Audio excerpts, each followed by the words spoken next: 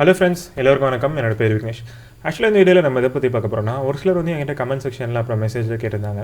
நீங்க வந்து நெட்வொர்க் இன்ஜினியரா டே டு டே லைஃப்ல என்னென்ன பண்ணுவீங்க அப்படின்னு கேட்டிருந்தாங்க. நான் வந்து ரொம்ப எக்ஸ்பீரியன்ஸ்டு பர்சன்லாம் கிடையாது. ஒரு 3 வருஷம் தான் எனக்கு எக்ஸ்பீரியன்ஸ் இருக்கு. நான் இப்போ ஒர்க் பண்றது பாத்தீங்கன்னா நாக் நெட்வொர்க் ஆபரேஷன் சென்டர்ல மானிட்டரிங்ல ஒர்க் பண்ணிட்டு இருக்கேன்.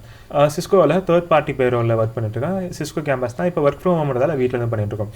சிஸ்கோவோட கிளையண்ட் யாருக்காக நாங்க ஒர்க் பண்ணனா பேங்க் ஆஃப் அமெரிக்கா யூஎஸ்ல இருக்கிற ஒரு பேங்க். அது கொஞ்சம் பெரிய பேங்க். அது அந்த பேங்க்கோட பிரான்ச்சஸ்ல பாத்தீங்கன்னா வேர்ல்டு வைட்ல எல்லா இடத்துலயும் அவங்க கிட்ட ஃபினான்ஷியல் சென்டர் இருக்கு, ஏடிஎம் இருக்கு. அப்புறம் பாத்தீங்கன்னா டேட்டா சென்டர்ல அவங்க வேர்ல்டு வைட்ல எல்லா கண்ட்ரிலையும் வச்சிருக்காங்க. கஸ்டமருக்கு வந்து டவுன் டைம் இல்லாமல் நாங்கள் பார்த்துக்கணும். இதுதான் எங்களோட main goal. Most of the கம்பெனியில் பார்த்தீங்கன்னா சர்வீஸ் லெவல் அக்ரிமெண்ட் SLA அப்படின்னு ஒரு விஷயம் இருக்குது. என்னோட ப்ராஜெக்ட்டில் அது ரொம்ப அதிகமாக ஃபாலோ பண்ணுவாங்க. ஏன்னா வந்து ஒரு ரீஜனுக்கு ஒரு விதமான SLA இருக்கும். இந்த ஏஷியா பசிபிக் அப்புறம் ஈமியா அந்த யூரோப் சைட்லாம் இருக்குது பார்த்தீங்களா, இந்த இடத்துல இருக்கிற டிவைசஸ்லாம் பார்த்தீங்கன்னா கொஞ்சம் கிரிட்டிக்கலான டிவைசஸ் சொல்லுவாங்க. ஏன்னா வந்து பார்த்தீங்கன்னா அதோட டவுன் டைம் ரொம்ப கம்மியாக இருக்கணும். செகண்ட்ஸில் ஃப்ளாப் ஆனால் கூட நாங்கள் ஒரு சில இடத்துல ரெஸ்பான்சிபிளாக ஆன்சர் சொல்லணும். ஒரு ரீஜனுக்கு பார்த்தீங்கன்னா ஒரு SLA இருக்குது. ஒரு சில இடத்துல பார்த்தீங்கன்னா ஒரு 5 நிமிஷத்துக்குள்ளே நம்மள அந்த இடத்துல ஆக்ஷன் எடுக்கலாம். ஒரு இடத்துல ஒரு இன்டர்ஃபேஸ் ஃப்ளாப் ஆனால் ப்ராப்ளம் இல்லை, அது நார்மலான இன்டர்ஃபேஸ், அதுக்கு வந்து ஒரு இம்பார்ட்டன்ட் ப்ரியாரிட்டி இருக்காது. ஒரு சில டிவைசஸ்க்கு ப்ரியாரிட்டி ரொம்ப அதிகமாக இருக்கும். அதுமாதிரி ப்ராஜெக்டோட ஒரு சில SLA இருக்குது, ஒரு சில விஷயங்களை சொல்லக்கூடாது. அதனால் நான் அதை ஓப்பனாக சொல்லலை. ஒரு எக்ஸாம்பிள் சொல்கிறேன், நான் என்ன ஒர்க் பண்ணுறேன்.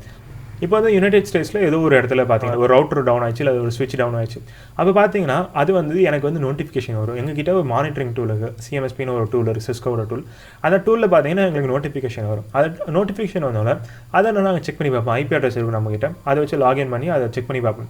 டிவைஸ் அப்பா தான் இருக்கும், பட் நம்மகிட்ட ஃபால்ஸ் அலர்ட்ஸ் வந்திருக்கும். அது ரியலாகவே டவுன் ஆயிருக்கா, இல்லை வந்து அது ஃபால்ஸ் அலர்ட்டா, அதுமாதிரி நாங்கள் அதை வேலிடேட் பண்ணி பார்ப்போம். ஒரு சில விஷயங்கள் பார்த்தீங்கன்னா டக்குன்னு ரீலோடாக இருக்கும், ஏன்னா பவர் ஆஃப் ஆகிட்டு ஆன் ஆயிருக்கும் அந்த சைட்டில். அதனால அதை நாங்கள் ஓப்பன் பண்ணி செக் பண்ணி பார்ப்போம். செக் பண்ணிவிட்டு அதுக்கான இம்பாக்ட் என்ன, இல்லை டவுனாக இருக்கா, இல்லை ரீலோடாக இருக்கா, என்ன ரீசனாக ரீலோடாக இருக்குது, அதாவது எரர் வந்திருக்கா ரீலோட் ஆனால் அதோட லாக்ஸ் லஞ்ச் நாங்கள் செக் பண்ணி பார்ப்போம்.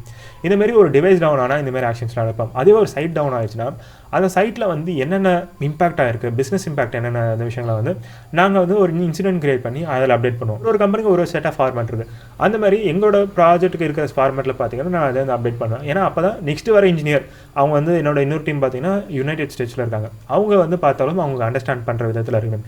அந்த ஃபார்மெட்டில் வந்து நான் இன்சிடென்ட் அப்டேட் பண்ணி வச்சிருப்பேன். எதனால டிவைஸ் டவுன் ஆச்சு, இப்போ ரீலோட் ஆயிடுச்சா, இல்லை அப்பில் இருக்கா, இல்லை டவுனாக இருக்கா, இந்தமாரி விஷயங்களை நான் அதை அப்டேட் பண்ணுவேன். ஃபர்ஸ்ட் ஆஃப் ஆல் வந்து நம்ம அது எதால் டவுன் ஆச்சு நம்ம செக் பண்ணி பார்க்கணும். அது வந்து நம்ம அந்த சைட்டில் வந்து பவர் இருக்கா இல்லைன்னா ஃபஸ்ட் நாங்கள் செக் பண்ணி பார்ப்போம். அதுக்கு வந்து இன்னொரு டீம் இருப்பாங்க, அவங்ககிட்ட செக் பண்ணி அந்த சைட்டில் பவர் இருக்குது அப்படின்னு கன்ஃபார்ம் பண்ணுவோம். அதுக்கப்புறம் பார்த்தீங்கன்னா அது பவர் இருக்குது, பட் வந்து வேறு ஏதோ ப்ராப்ளம் அப்படின்னு சொல்லும் போது நம்ம வந்து ISP கூட கான்டாக்ட் பண்ணுவோம், இன்டர்நெட் சர்வீஸ் ப்ரொவைடர். நம்ம ஊரில் இந்தியாவில் பார்த்தீங்கன்னா டாடா கம்யூனிகேஷன் இருக்குது. இன்னும் சிம்பிளாக சொல்லணும்னா ரிலையன்ஸோட ஜியோ, அப்புறம் பார்த்தீங்கன்னா ஏர்டெல், BSNL இதுமாரி சர்வீஸ் ப்ரொவைடர்னு சொல்லுவாங்க. இவங்ககிட்ட நம்ம கான்டாக்ட் பண்ணி ஏன் டவுனாக இருக்குது, உங்கள் சைடில் ஏதாச்சும் இஷ்யூவாக இருக்கா அப்படின்னு நம்ம அவங்ககிட்ட செக் பண்ண சொல்லுவோம். இப்போ நம்ம எங்கேஜ் பண்ண அந்த ISP சைடு சர்வீஸ் ப்ரொவைடர், அப்புறம் பார்த்தீங்கன்னா பவர் இருக்கா நம்ம செக் பண்ணோம்ல, இது ரெண்டுமே ஓகேவா இருக்குது அப்படின்னு பார்த்தீங்கன்னா நம்ம வந்து சைட்டுக்கு வந்து ஆளுங்களை வெண்டார் அனுப்புவோம். அவங்க பார்த்தீங்கன்னா தேர்ட் பார்ட்டி இருப்பாங்க. வெண்டார் அனுப்பினா அவங்க போயிட்டு ஆன் சைட்டில் பார்த்தீங்கன்னா செக் பண்ணி பார்ப்பாங்க ரியலாகவே டிவைஸில் என்ன இஷ்யூவாக இருக்குது. அதுமாதிரி நம்ம அவங்க கூட கண்ட்ரோல் இருந்துட்டு இங்கேருந்து கன்சோல் ஆக்சஸ் கூட அவங்க கூட ரிமோட்டாக எடுத்து நம்மளால் ஒர்க் பண்ணி பார்க்க முடியும். இந்தமாரி விஷயங்களெல்லாம் பண்ணி அதை செக் பண்ணி பார்ப்போம். ஃபைனலாக வந்து அந்த டிவைஸ் வந்து போயிடுச்சு, இல்லை ஒர்க் ஆகலை, அவ்வளோ ஒர்க் ஆகாதுன்ற பட்சத்தில் பார்த்தீங்கன்னா ஃபைனலாக நம்ம வந்து RMAன்னு சொல்லுவாங்க, அந்த டிவைஸை ரீப்ளேஸ் பண்ணி கொடுத்துருவாங்க. திடீர்னு ஒரு சைட்டில் வந்து நம்ம புதுசாக ஒரு iOS அப்கிரேட் பண்ண போகிறாங்க அப்படின்னா ஒரு சேஞ்சஸ் இருக்கும், இல்லை அந்த இடத்துல கான்ஃபிகரேஷன் மாற்றி பண்ண போகிறாங்க, இல்லை மைக்ரேட் பண்ண போகிறாங்க. இப்படின்ற இதெல்லாம் பார்த்தீங்கன்னா நம்மளோட டீம் சப்போர்ட் அவங்களுக்கு அதிகமாக இருக்கும். அப்புறம் பார்த்தீங்கன்னா நிறைய டெஸ்டிங் பண்ணி பார்ப்பாங்க.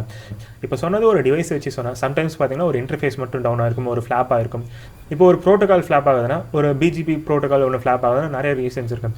ஒரு சைடில் இருக்கிற டிவைஸ் வந்து ஷட் டவுன் ரீலோடாக இருக்கலாம், இல்லைனா அந்த கேபிள் இஷ்யூவாக இருக்கலாம், இல்லை வந்து ஏதாவது மிஸ்மேட்சாக இருக்கலாம் உள்ள இருக்க அட்ரிபியூட்ஸ்.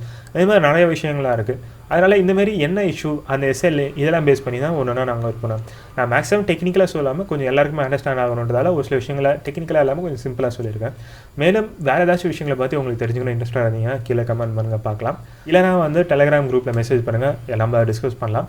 உங்கள் நேரத்தை ஒதுக்கி இந்த வீடியோ பார்த்துக்காக நன்றி. மீண்டும் ஒரு அடுத்த யூஸ்ஃபுல்லான ஒரு வீடியோவில் சந்திக்கும் வரை விடைபெறுகிறேன். என் பேர் விக்னேஷ். பாய்.